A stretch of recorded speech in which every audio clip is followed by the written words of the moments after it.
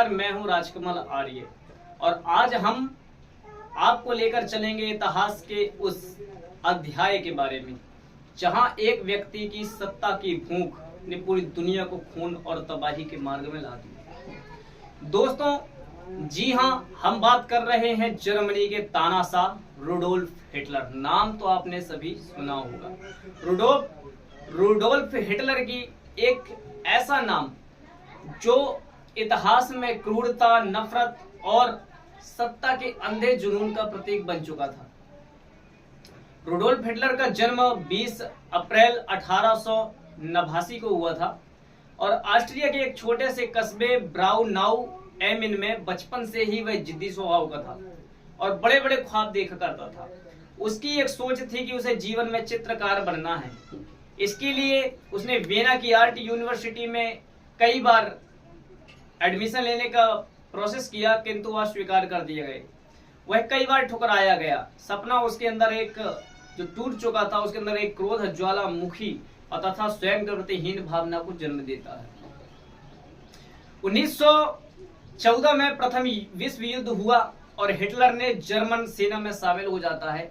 बहादुरी से लड़ाई करता है और कई बड़े बड़े मेडल उसको मिलते हैं। लेकिन युद्ध में जर्मनी हार जाता है तो हिटलर यह मान बैठता है कि यह सब यहूदियों और नेताओं के विश्वासघात के कारण हुआ। 1919 में हिटलर एक राजनीतिक दल से जुड़ता है, जर्मन वर्कर्स पार्टी, और जल्द ही उसका नाम बदलकर वह नाजी पार्टी कर देता है। अब शुरुआत होती है हिटलर के भाषणों की, उसकी राजनीति की। वह लोगों को भड़काता है यहूदियों के खिलाफ, वामपंथियों के खिलाफ और वारसाई की संधि के खिलाफ। प्रिय मित्रों, 1933 आता है। 1933 में वह चांसलर बनता है और फिर पूरे लोकतंत्र को तहस का नहस कर देता है। संसद को आग लगवा देता है, विपक्ष को जेल में डाल देता है और खुद को घोषित कर देता है फ्यूरर यानी सर्वोच्च नेता। अब हिटलर बन चुका था तानाशाह। मीडिया, स्कूल, रेडियो सब पर वह प्रतिबंध लगा चुका था, सब पर नियंत्रण। बच्चों को सिखाया जाने लगा था कि यहूदी हमारे दुश्मन हैं और इनको हमें जान से मार देना चाहिए। उसने जर्मन लोगों को आर्य नस्ल के नाम पर श्रेष्ठ होने का सपना दिखाया। हिटलर का सबसे क्रूर चेहरा सामने आता है होलोकास्ट के रूप में।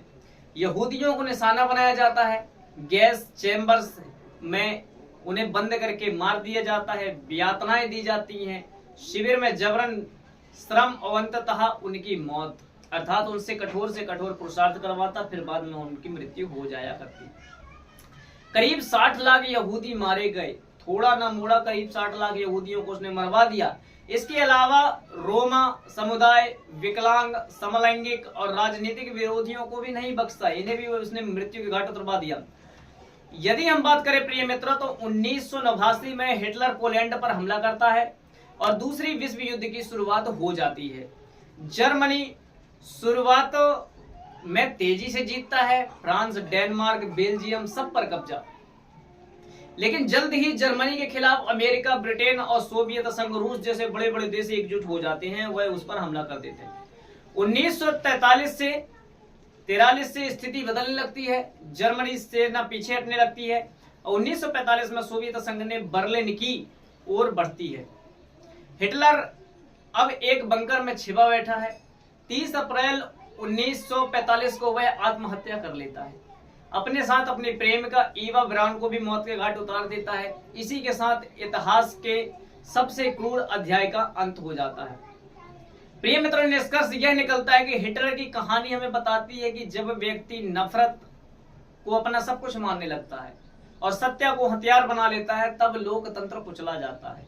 जब प्रचार को सच बना दिया जाता है तो उसके परिणाम कितने विनाशकारी हो जाते हैं।